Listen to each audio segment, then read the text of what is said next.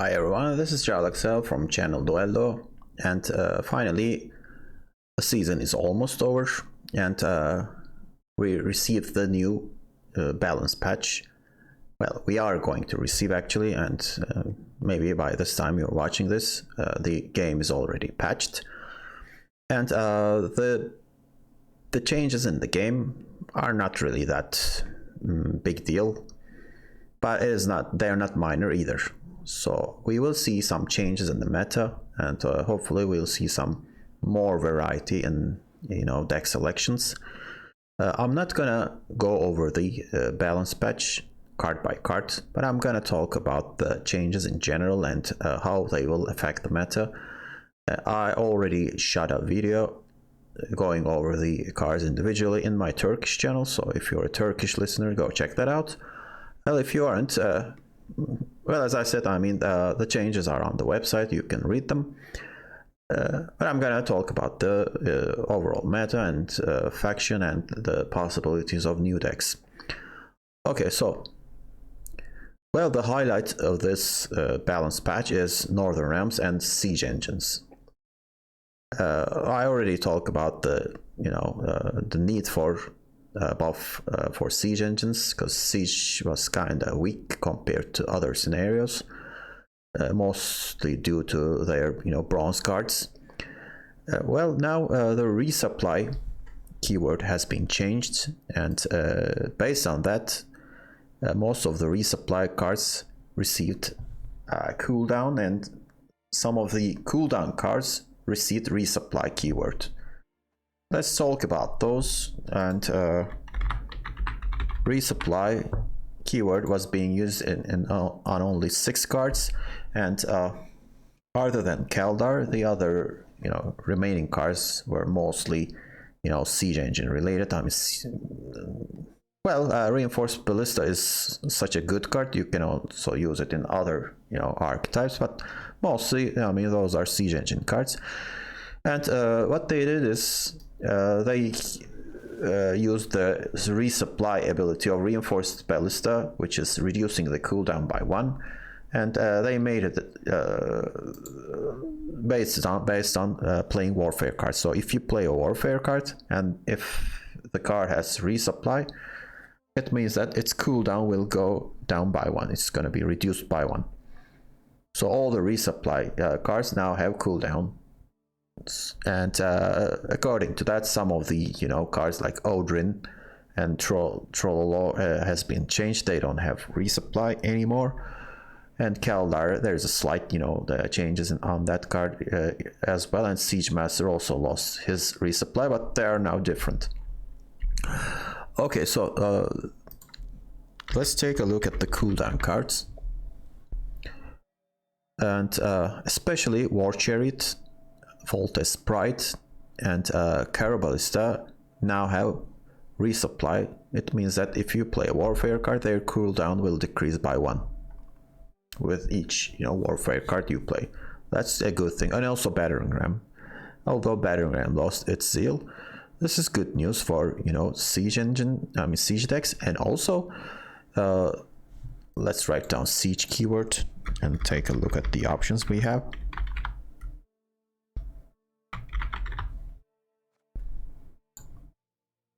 These are our Siege Engines. Correct Frigate is being used in only boost decks, swarm decks, so I'm not gonna talk about I'm not gonna consider it as a Siege Engine, but the other cards are all possibilities. And Siege Support isn't actually, I mean, since there's Siege keyword on him, that's why he appeared here. But the thing is, Siege Tower is going to be 4 provision from now on, which is great news, because one of the drawbacks of playing Siege is you have to play Ballista as a 4 provision card, because you don't have enough Siege Engines to play in your deck. So instead of playing this less than average card, you can play Siege Tower, and it is actually going to be an engine. It's going to give vitality based on the condition that boosts self by 2 or vitality, and you can do it for every other turn. And I think it has. Let's check it out. Sorry. Is there going to be resupply on it? Let's take a look at it. No, there won't be. There's just cooldown 2 on it. So I mean, it's pretty good. It's an engine. You don't have to hit anything. You just play it. It's a proactive card, and siege decks kinda lack that proactivity because you always need a target. So if there is no target, you just play your siege tower. I think that's pretty good. So this is definitely an improvement. I mean, siege tower over ballista, and also siege ladder is getting order zeal, but I don't think it's that big of a deal. War chariot is gonna have resupply. That's really good because I was already using it in a siege deck, and sometimes faultless. But I mean, usually one of these two are being used in siege decks, and also the Odrin card has crew on him, and he's gonna trigger all the crew cards, without checking out the condition of being between two soldier cards. That's an interesting interaction, and you can actually there is a really good interaction with Rafar's Vengeance and Odrin, so that's going to be interesting. But I'm not sure if it's going to be automatic inclusion in siege engines. So time will tell. We got to check that out. But I mean, the thing is, he's going to be 5 provision, 6 power gold card, similar to Maxi. Well, we'll see. So as you see, I mean, there are some improvements in the bronze cards. I wish they also, handled the trebuchet. I think this is really a bad card, because since it's 5 provision, we can't include this in our deck. It's very bad for a 5 provision card. I wish they, decrease its provision to 4. Unfortunately, they didn't do that. But maybe if there is Odrin on the board, this is gonna receive crew, the attack, so that could help, damaging a random enemy unit instead of the units on the range row. Still, it is not a great engine in my opinion. So basically, reinforced ballista and Kara ballistas will carry the deck. They also printed, where is that guy? King Helsund, which is an amazing card in my opinion. But the bad thing about the siege deck is you kind of rely on destroying your opponent's units. You can't put a lot of points on the board. It's mostly denying opponents points. So against certain matchups, this could not work out well. But I mean, you could destroy some decks like Northern Realm Mages deck. So I think we'll see more of this deck, and this could definitely affect the meta. I mean, some decks will definitely struggle against this. Maybe vampires or Nature's Gift decks like that could struggle, especially the decks that play Devotion, because they are not going to find answer to Siege. But I mean, if you're playing Siege, what will your leader be? I think you have 2 options. You could either go for what's the name? I keep forgetting it. Let's check that out. Yeah, this one, Pincer Maneuver. This was the deck I was playing, but oh, come on, why can't they fix this bug? We have to check it out again. I mean, this leader is pretty good choice because you are guaranteeing to draw your Siege and King Hellsalts most of the time. What you need is a win condition for another round. I mean, when you play Siege, you are pretty much guaranteed to win that round, but the opponent can get the round control and bleed out your Siege. That's a problem. So it is difficult to win 2 rounds with this deck. So I was using King Fall Test and Down Banners to win the first round, but I'm not sure if it's gonna work. So gotta think about that. So Pincer Maneuver is pretty good in terms of consistency, especially you need Rafar's Vengeance, and you can't Amphibious Assault and 2 turrets. So well, the deck just got better, that's obvious. And another option could be using Inspired Zeal. I know I almost forgot about to talk about the Siege Master actually. That card has become really good.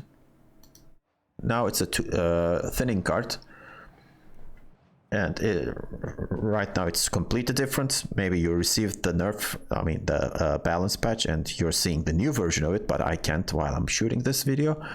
The thing is, this card could come into play from your hand when you play a siege engine, and then you are going to draw another card, which is really great, especially if you're not playing, pincer maneuver. That's going to really help you find your, crucial gold cards.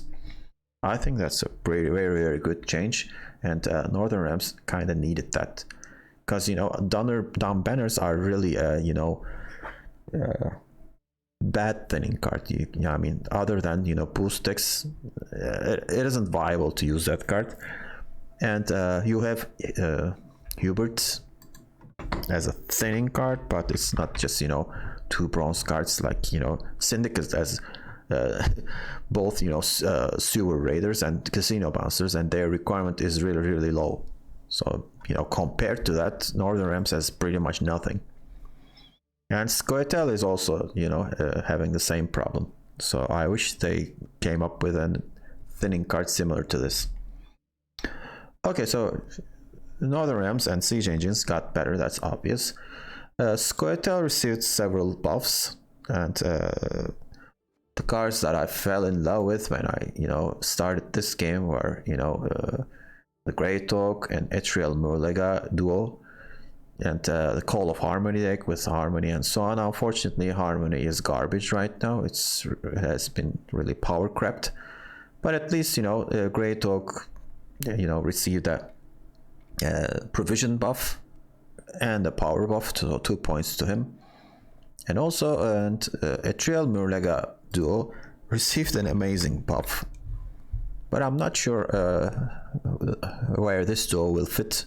Maybe they will be an auto inclusion in every Scoiateal deck, because the provision has been reduced. Actually, I was gonna shoot a video like buff suggestions to old cards, and these 2 cards were in my list. I just didn't find time to create that content.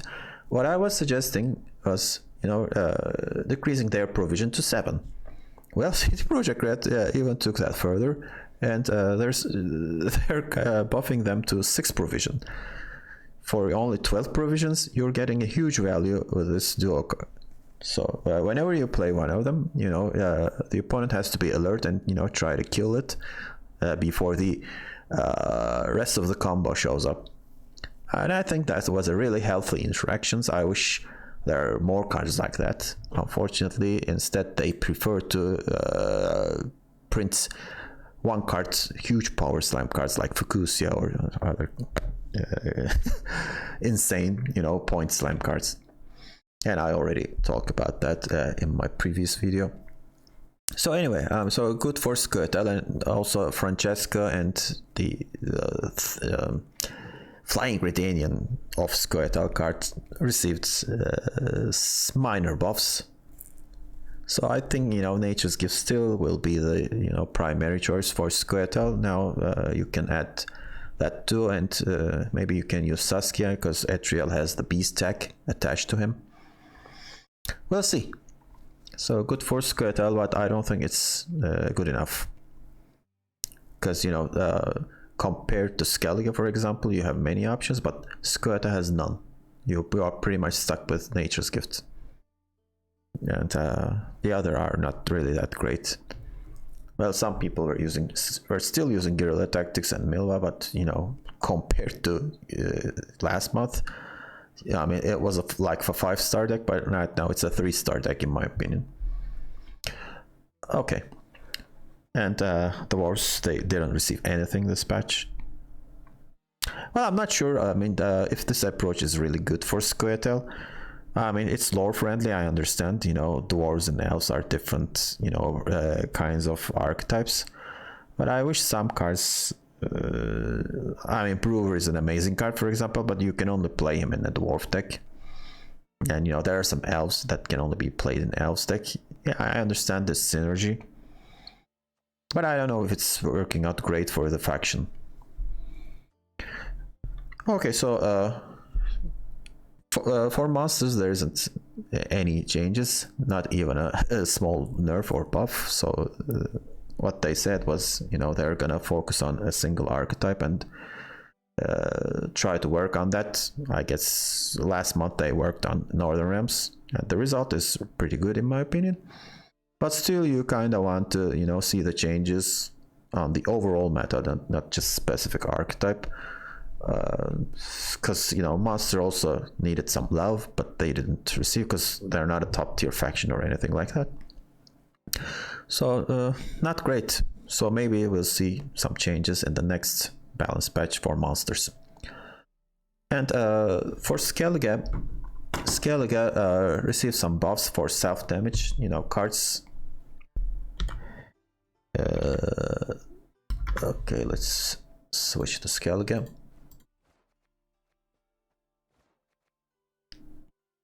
Knut and Sigvald, especially Sigvald, has become really interesting, right? I mean, he will have a really long text.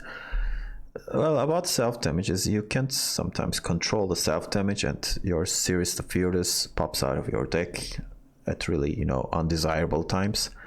That's the problem I have with that deck.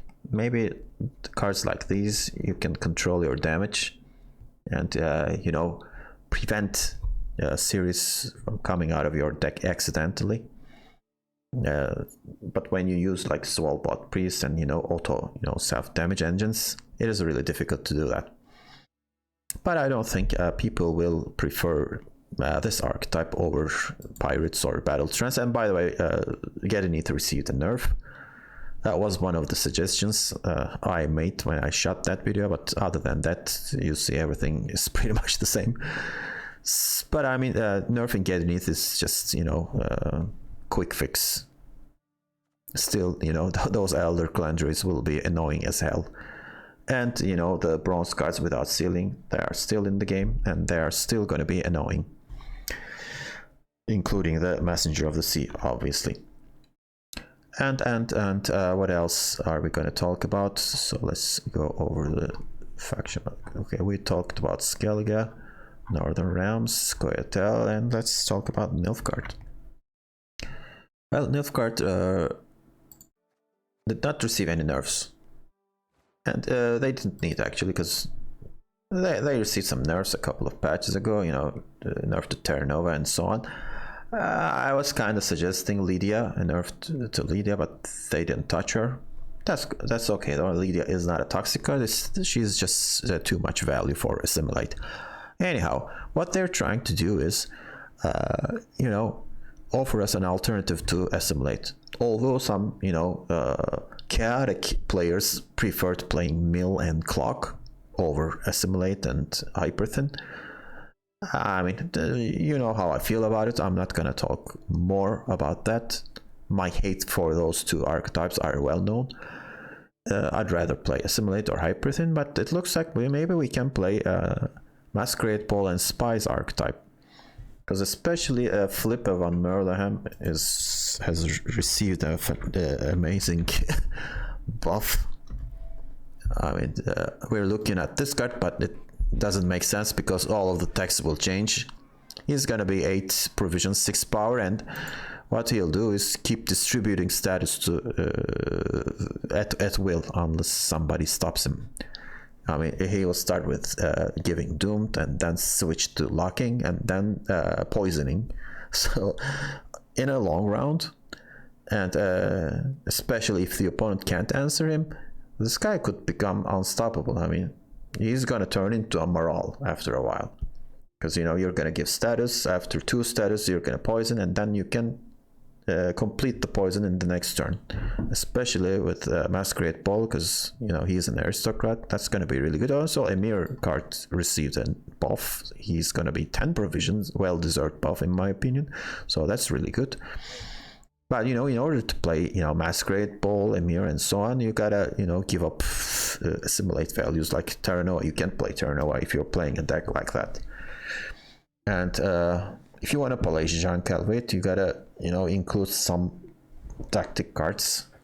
Otherwise, it doesn't make sense to play him. So we'll see which version will be better. So who knows? Maybe assimilate, the existing assimilate deck could somehow find a way to include Philip van Merleham card, because he will give spying so that's really good for Terranova actually. So, but still he's 8 provision, so you gotta make room for him, like excluding Vigo, but Vigo is a pretty good card as well. So I mean, you can just play the same deck, the same assimilate deck, or just try out the spice. I think that's good. So hopefully Nilfgaard will have more options.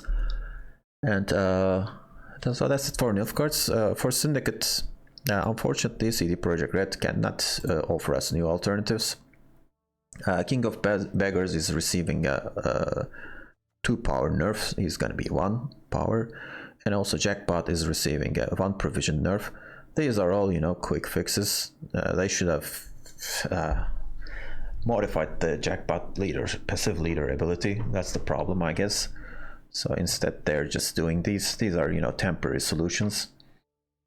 And well, at least King of Beggars will be 1, I guess.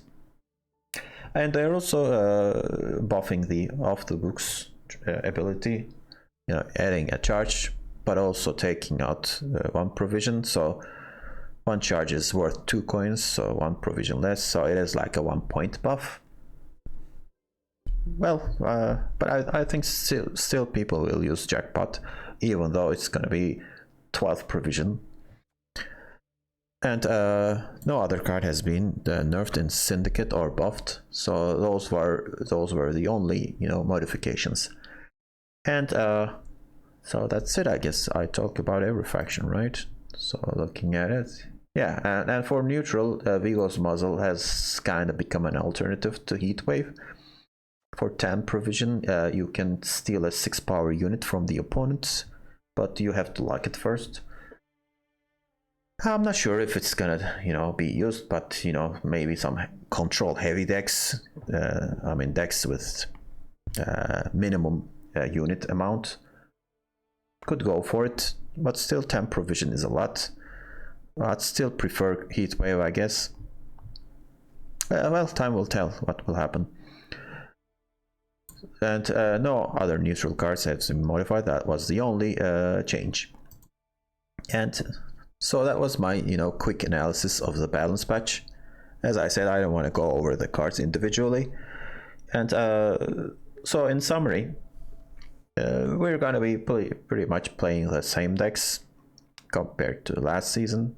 And yeah, we're going to see some siege decks, that's for sure. Well, we can see more of Scoiateal and Skellige. Maybe in the first days people will try out that self-damage archetype for sure, but then people will go and play pirates, in my opinion. And because Gedenith received 1 point nerf, and already I guess pirates was slightly better, and it's definitely more fun to play. I don't like playing battle trance. So and pirates is pretty good against siege, in my opinion, because those pirates come out with a lot of armor on them, and the siege damage, they can absorb those damage, so that could become a problem for northern realms. So I think pirates will be in a better position in this patch. Assimilate will be still powerful, and Syndicate, yeah, they're losing some points.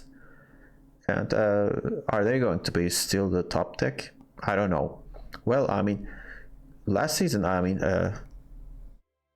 I succeeded more with Syndicate, but this season, some things went wrong. I mean, I didn't play a whole lot of games, but I was unable to, reach 2500. And actually, it's been almost a year that I finished the season in always top 500, and this is the first time I'm finishing around 600.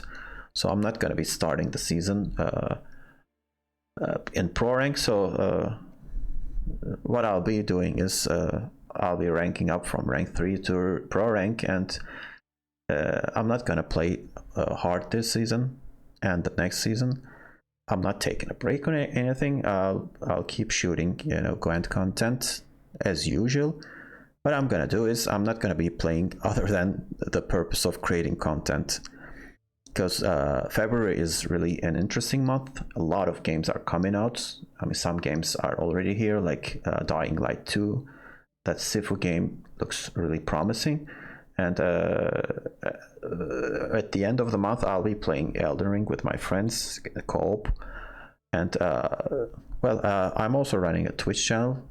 So I mean, last week I broadcasted in English.